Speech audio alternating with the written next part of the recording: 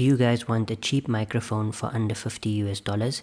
Then check out the T669 microphone. It can be used for gaming, Zoom calls, or any other needs. This is the microphone that I'm using for this entire video. You can get it in the Philippines, Malaysia, South Africa, or internationally. I will leave links in the description below if you are interested. Huawei's Nova series has always been aimed at mid-range and value-conscious consumers.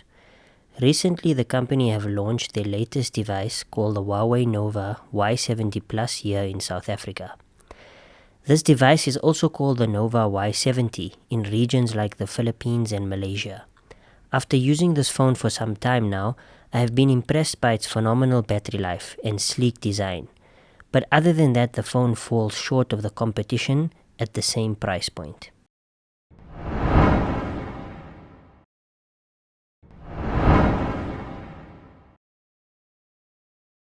Hey, what's up guys, it's the South African tech YouTuber here, and I make tech videos.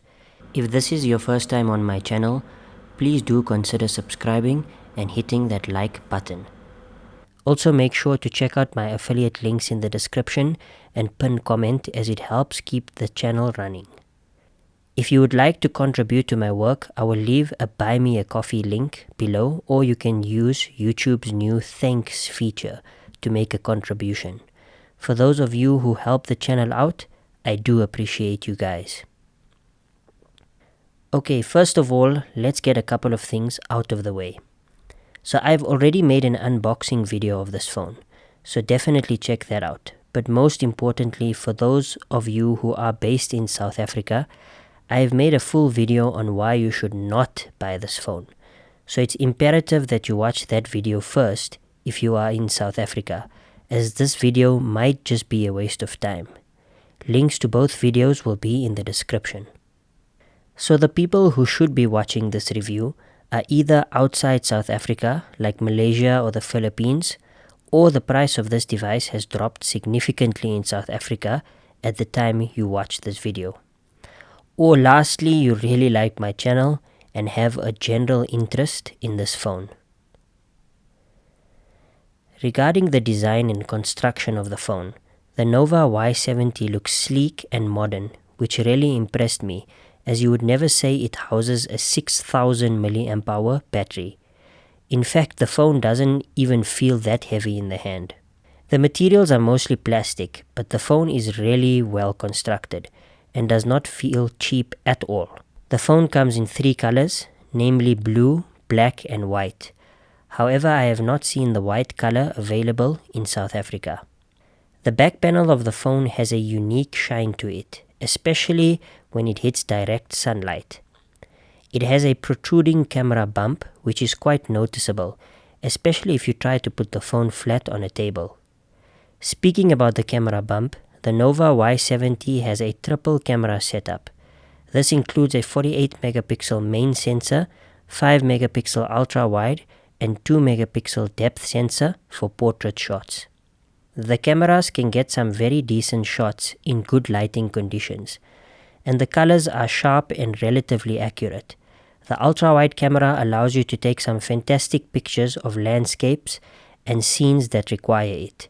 Portrait mode works well on the phone, but I found that it took quite a long time to get the object in focus to allow for that beautiful background blur. I was actually very impressed by the dedicated night mode that this phone has, and it just shows how far mid-range phones has come, because like 3 years ago, only high-end flagship phones could take, good night mode shots. Anyway, moving on to videos, the phone can take 1080p video at 30 frames per second, and you can also use the ultra-wide lens for videos. Here is a video and microphone test. This is the Huawei Nova Y70 Plus video test plus microphone test.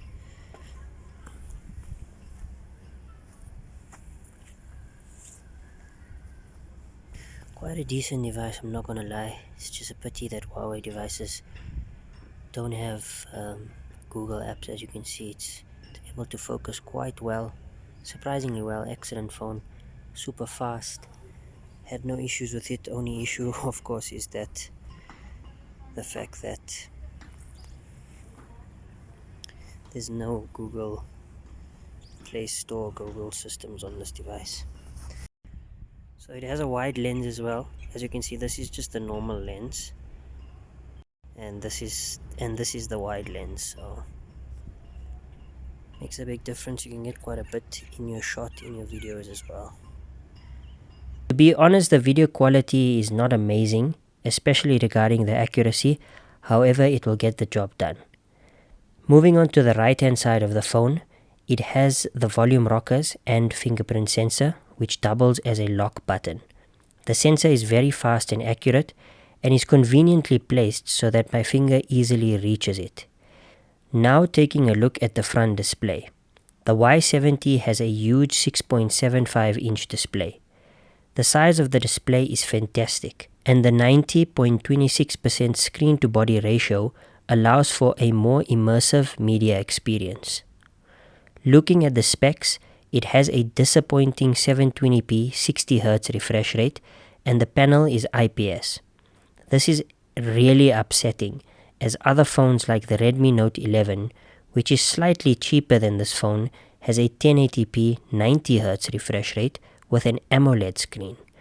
Honestly, I'm not sure what Huawei were thinking when it came to the screen of this phone, especially considering what the competition are doing.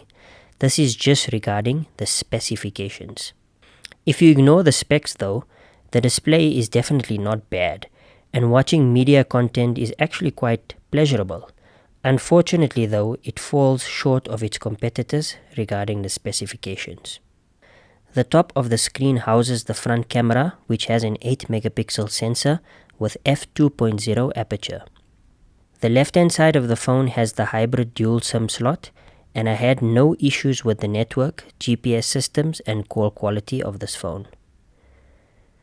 The top of the phone has the secondary microphone, and the bottom houses the headphone jack, which is nice to see on a sleek phone with a massive battery. There is also the main mic, USB-C port for charging, and the loudspeaker. Moving on to the battery, this phone has by far the best battery life that I have ever used on a smartphone. The 6000 mAh cell can get you 2 days of heavy usage, and even longer if you are a light user. In fact, Huawei claimed that this is a 3-day battery. The 22.5 watt fast charger given in the box allows for a quick top-up if you really need it. However, that is really unlikely, because this phone is definitely the battery champ. I think Huawei have optimized the software really well with the hardware in order to maximize battery life on this guy. Speaking of software, this is where things really go south. Apart from the lack of Google services, which we are already aware of, the software is filled with unnecessary bloatware, adverts, and the general EMUI experience is all over the place. I've used many Android phones, but I battle to navigate my way around this phone. I would highly suggest you use a third-party launcher like Nova Launcher, and using a bloatware removal tool if you can, just to clean it up, if you do end up buying this phone. You can install most common apps on Huawei's app gallery, excluding Google apps of course. I was able to install Google Chrome though, but the YouTube app refused to work. You can watch YouTube using the browser, but the experience is not the same. For example, on the YouTube app, you get full screen mode, whereas if you watch YouTube on a browser, there are these big black bezels on the side, which is extremely annoying. The final aspect to explore is the internals powering this phone. So it has the octa-core Kirin 710 processor made by Huawei. This is the same processor which was used on Huawei's P30 Lite from a couple of years back. The phone comes with 4GB of RAM and 128GB of storage. Day-to-day performance using this phone was for the most part good. Navigating through social media apps and web browsing are all excellent. However, when it comes to gaming, the processor is showing its age. You can play PUBG and Asphalt 9 at low to medium settings, but the experience is not amazing. Again, there is big question marks as to why Huawei are using an outdated chip to power this phone, especially if you compare it to its competitors who are using chips that are created in 2021 or 2022. So, the Huawei Nova Y70 or Y70 Plus, as it's known in South Africa. Do I recommend it? Absolutely not. Apart from its battery life, the software, screen, and general performance fall way below what other smartphone manufacturers are doing. I would recommend buying the Redmi Note 11, Redmi Note 10 Pro, Poco M4 Pro, or the Honor X8 any day of the week over this phone. Feel free to check out the links below if you want to purchase any of the phones I have mentioned above. Otherwise, that's all from me. I would like to hear your guys' opinion in the comment section below. I hope you all have a good day, and I'll see you in the next one.